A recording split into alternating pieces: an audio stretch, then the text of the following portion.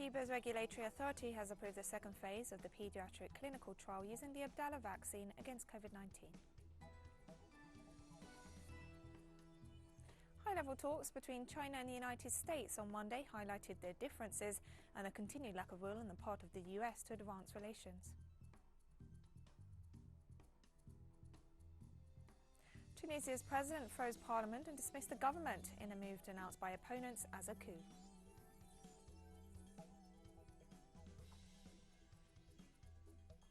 From the headquarters of teleSUR English in Havana, Cuba, this is From the South, I'm Katrina Goss. We begin in Cuba, where the regulatory authority has approved the second phase of the pediatric clinical trial using the Abdala vaccine against COVID-19. The trial will be carried out in the province of Camagüey and will involve children and young people aged between 12 and 18 who will receive 3 doses of the vaccine with a 14-day interval between each. Abdala is the first Cuban-made vaccine against COVID-19 to be authorized for emergency use. It's also the first vaccine against the novel coronavirus to be developed in Latin America and has shown efficacy of 92.28%, ranking among the most effective jabs in the world.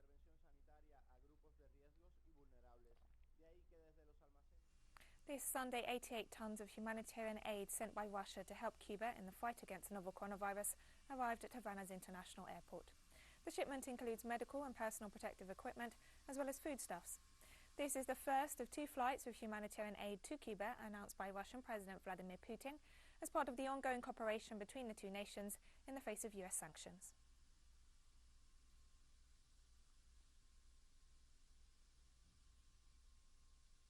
In a commemorative act, the people of Venezuela expressed their solidarity with Cuba and spoke against the interventionist acts of the United States against the island's sovereignty. In a rally in front of the Cuban embassy in Caracas this Monday, Venezuelan citizens reiterated their commitment to the revolutionary struggle and their support for the Cuban people in the face of the US blockade and aggressive policies, the most recent example of which was support for acts of destabilization in several cities of the country. During the act, the crowd also celebrated the 68th anniversary of the attack on the Moncada barracks, an event that marked the capacity to overcome adversity in the struggle for independence. We honor those who fell in this attack. We honor those who fell throughout these decades in the entire American continent, in the Caribbean, precisely as they were struggling against our constant enemy, imperialism, and in this case, the imperialism of the United States. Mexican President Andrés Manuel López Obrador announced on Monday that his country will send 2 ships of humanitarian aid to Cuba, while again denouncing the United States blockade policy against the island. I take this opportunity to say that we made a decision out of solidarity in the face of this situation of blockade, which wants to politically subjugate the Cuban people, the Cuban government. We made the decision to help, to provide our solidarity in the face of this blockade, because it is not enough to vote every year at the UN against the blockade. And I take this opportunity to call on all countries of the world that what they expressed at the UN by voting against the blockade should now be converted into an act of solidarity with the Cuban people. The Mexican president also defended the right of the Cuban people to live free of foreign interference. It is a respectful call. It is not an act of interference of any kind, but it is necessary to separate the political from the humanitarian. Life is the most important thing. It is the most important of human rights, the right to life. Many things could be done. I suggest only one, with all due respect to both nations, that families in Cuba be allowed to receive remittances from those who live and work in the United States. Cuba is celebrating the 68th anniversary of the attack on the Moncada barracks by a group of young Cubans who sought to bring down the Fulgencio Batista dictatorship. Although the attempt to seize control of the barracks failed, leading to the slaughter of most of those involved by the brutal regime, it served as a rallying cry to build the movement to overthrow the dictatorship, which would become known as the 26th of July movement. The date is marked each year as a crucial part of the struggle led by Fidel Castro, which would see years of guerrilla warfare waged by men and women in the Sierra Maestra, culminating with the triumph of the Cuban Revolution in 1959. Due to COVID-19, the usual mass rallies and festivities are not being held this year, but Cubans enjoy several days of national holiday to mark the symbolic date with their families.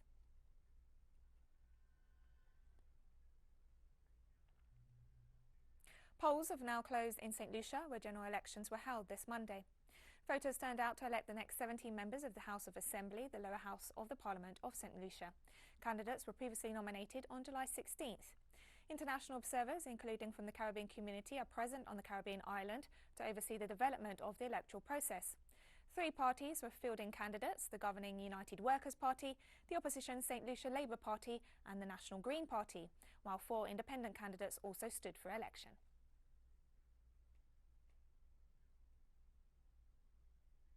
In Colombia, forced displacements in rural areas of the northwestern department of Antioquia have aggravated as violence continues to spiral out of control.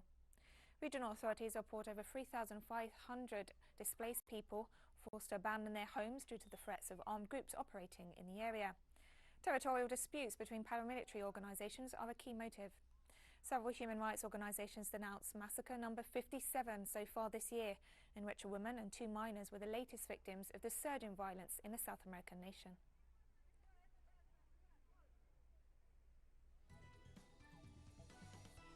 And we'll be right back after this very short break, so don't go away.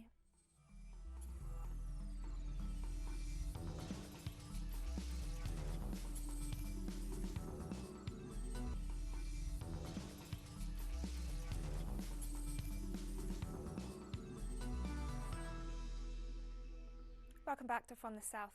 High-level talks between China and the United States on Monday highlighted their differences and the continued lack of will on the part of the US to advance relations.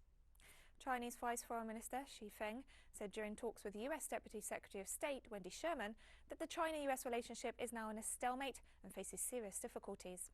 He noted this is fundamentally because some Americans portray China as an imagined enemy. The Chinese officials stressed that mutual trust and mutual benefit should be the preconditions for bilateral cooperation and that both powers should seek common ground.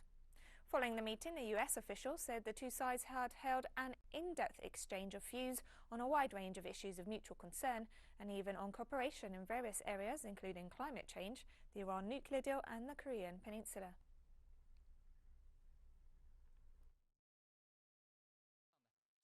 In fact, China has been playing responsible and constructive roles on these issues. What should be emphasized is that cooperation must be based on mutual trust, on the premise of mutual benefit, and on the necessary condition of a good atmosphere of bilateral relations. The US should adopt a correct view of cooperation. It simply won't work when the US seeks cooperation with China while harming China's interests at the same time. China's eastern coast was put on the highest alert as Typhoon Infa made a second landfall on Monday morning, bringing downpours to surrounding regions. According to the Chinese Met Department, provinces in the eastern part of the country will see heavy winds and torrential rain over the next couple of days. The Shanghai municipal government issued an emergency warning on Sunday afternoon, requiring employers to make appropriate arrangements to guarantee their employees' safety. Local authorities have been vigilant after torrential rainfall in Henan province led to devastating floods that left 69 people dead. Typhoon Infa has affected over 100,000 people and damaged more than 200 hectares of crops since making its first landfall in Shenzhen on Sunday.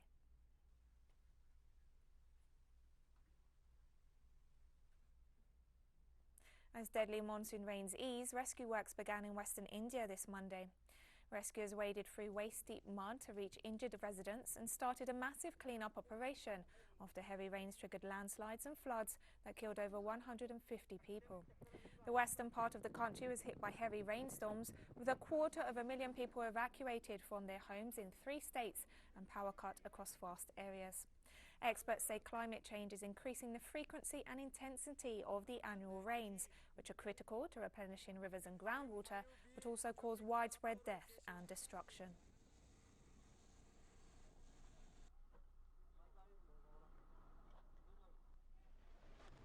And we continue in India, where 9 people were killed by a landslide that destroyed a bridge in the mountainous northern state of Himachal Pradesh.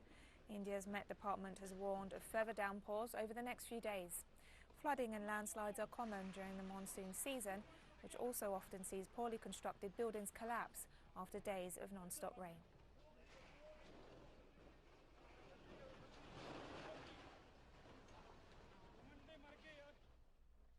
Iraqi Prime Minister Mustafa al-Kadhimi met with United States President Joe Biden at the White House this Monday, where they discussed the so-called new phase of the US military mission in the country.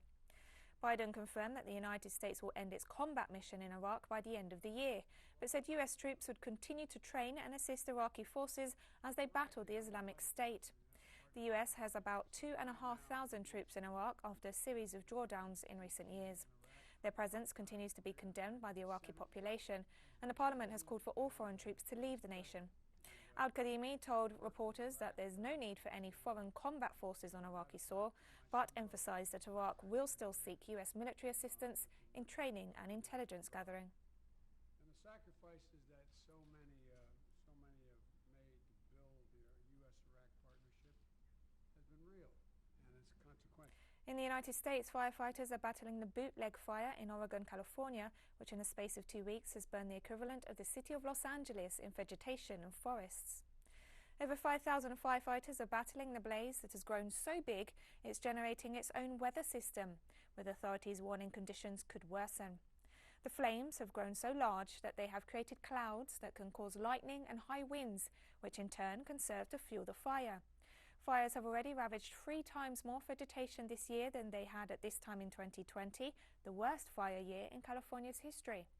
Despite its size, the fire has so far ravaged extremely remote areas, destroying the few dozen homes and small buildings in its path.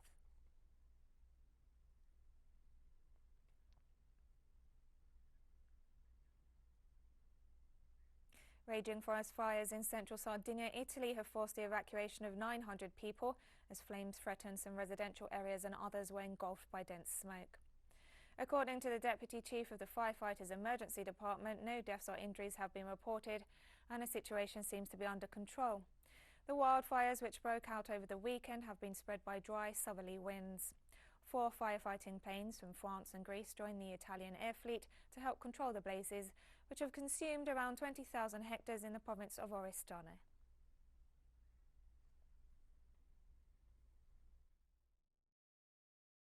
It is an unprecedented reality in Sardinia's history. Huge firestorms favored by weather and climate conditions absolutely at the limit. Up to now, 20,000 hectares of forest that represent centuries of environmental history of our island have gone up in ashes. Currently, the situation for the people in the zone of Oristano, Sardinia, affected by the wildfires, seems to be under control. This feeling obviously depends directly on the weather trends that, for the moment, let us foresee a confirmation of these hypotheses. In any case, the operational centers in the area remain ready, and up to now, about 60 firefighters are still working, in addition to the assistance of the civil protection to try to monitor and bring the situation back to normal. Canada installed Mary Simon as its first Indigenous Governor-General as the nation faces a reckoning with its colonial past in the wake of the discovery of mass graves of Indigenous children. Simon, a former broadcast journalist, diplomat and advocate for Indigenous rights, previously served as president of Canada's National Inuit Organization. She was also leader of the Inuit Circumpolar Conference, which represents the organization in all Arctic countries, as well as Canada's first Inuk ambassador in Denmark. Her appointment in the largely ceremonial role, in which she serves as the official representative of Queen Elizabeth II, a lasting reminder of British colonialism in Canada, comes as the government of Justin Trudeau claims it's working to address the abuses against the Indigenous population, amid the public outcry over the recent discovery of more than 1,000 unmarked graves at former residential schools where Indigenous children were forced to assimilate to the white European culture. And Commander-in-Chief of Canada, and duly and impartially administer justice therein. I do. The head of the World Health Organization has welcomed news that Germany's BioNTech company will start trialling a malaria vaccine next year using breakthrough technology. The project is backed by the WHO, the Africa Centers for Disease Control and Prevention, and the European Union. The very high efficacy of 2 mRNA vaccines for COVID-19 have shown the world just how powerful this technology could be against many diseases, including malaria. The pandemic has also demonstrated the urgent need to invest in scaling up local production capacity, especially in Africa. We still have a very long road to travel, but this is an ambitious and purposeful stride down that road.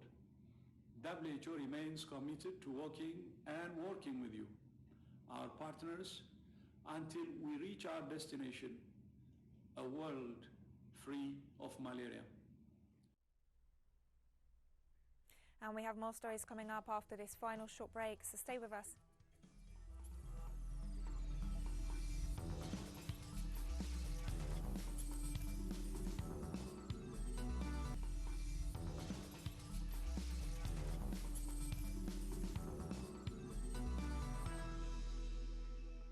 Welcome back to From the South. Tunisian President Kais Saied froze parliament and dismissed the government on Sunday in a move denounced as a coup.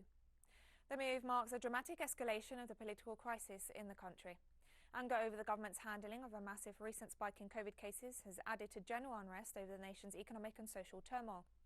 President Kais Saied, who was elected in 2019, announced he was taking over on the basis of Article 80 of the Constitution, which establishes he can take exceptional measures if there's an imminent threat to the country.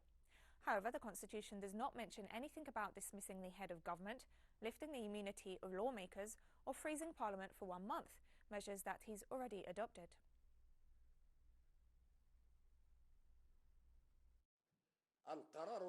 First decision, freezing the functions of the Parliament. The Constitution does not allow its dissolution, but allows the freezing of its activities. Second decision, the lifting of the parliamentary immunity of all deputies. Third decision, the President of the Republic will take charge of the executive power with the help of the government, which will be headed by a new leader appointed by the President of the Republic. Sunday saw widespread protests in Tunisia as citizens took to the streets to protest both in favour and against the government. Most demonstrations were centred around Parliament, blocked off by the military in the country's capital. According to local media, there were violent clashes. There's concern that the government paralysis could derail efforts to negotiate an International Monetary Fund loan seen as crucial to stabilising state finances, but which, as always, would involve spending cuts that would aggravate the economic pain for ordinary people.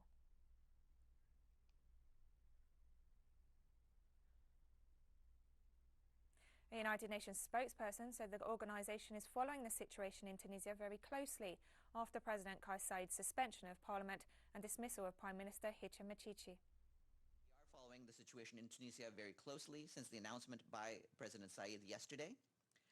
We call on all stakeholders to exercise restraint, refrain from violence, and ensure that the situation remains calm. All disputes and disagreements should be resolved through dialogue. We're hoping that the situation will remain calm, and we're trying to see to it that all the various parties on the ground do what they can to ensure that the situation does remain calm. Obviously, as you just noted yourself, the region is a very volatile one, and it's certainly a region that cannot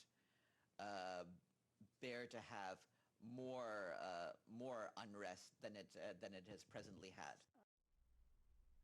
The Israeli regime launched a series of airstrikes on several sites in the besieged Gaza Strip late Sunday night.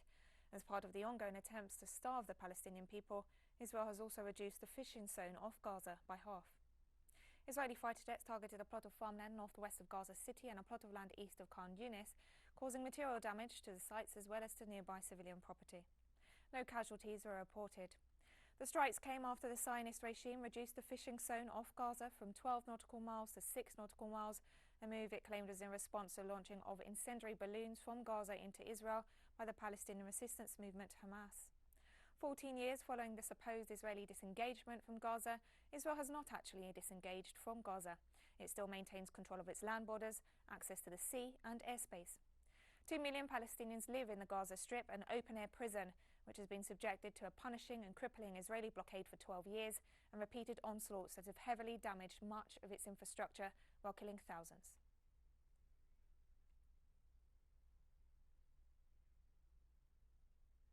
Five million displaced Syrians have returned to their homes thanks to the improved security situation in the country, still suffering from foreign interference and terrorist groups.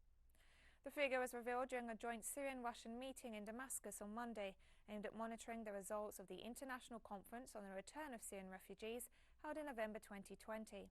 During the meeting, it was reiterated that the Syrian government will continue to take all measures to facilitate the return of the displaced and ensure the conditions for them to lead a dignified life. It was also stressed that US and Turkish occupation of parts of Syrian territory, illegal coercive measures and attempts to prevent the reconstruction process in the country are preventing the return of displaced Syrians, while their suffering is exploited by foreign interests to serve their hostile agendas.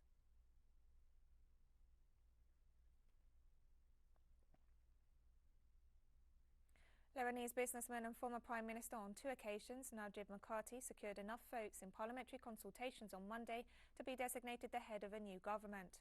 The political move comes amid the country's economic crisis, deemed by the World Bank as one of the worst since the 19th century. 65-year-old Mikati first came to be Prime Minister in 2005 and as caretaker for 3 months, following the death of former PM Raif Hariri and other officials in an explosion. Mikati stepped into office again in 2011 under circumstances similar to the present scenario, when the pro-Res government resigned and the lack of consensus among different parties pushed the country into a spiral of instability. Mikati was at the time supported by current acting President Michel Aoun, Hezbollah and the Progressive Socialist Party, organisations that favoured him in the recent cabinet appointment meetings. Once again, Mikati returns to the post in a hostile environment, hoping to bring unity to a divided nation amid an increasingly pressing financial, commercial, economical and political crisis.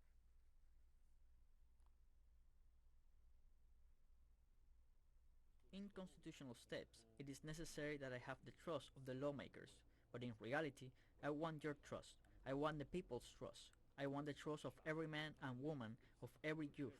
I don't have a magic wand, and, alone, I can't make miracles happen. We are in a very difficult situation, and you all know that.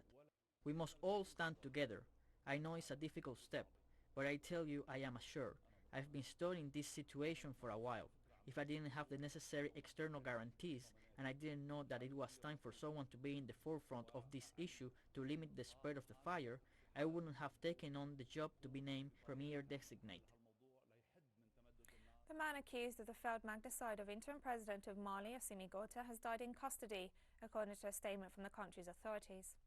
The suspect died in hospital while in the custody of security services, the government said in a statement on Sunday. The suspect's identity was not disclosed and an autopsy is pending to determine the cause of death. The detainee was accused of attempting to stab interim President Goïta a week ago amid the Untitled Pres at a mosque in the capital, Bamako.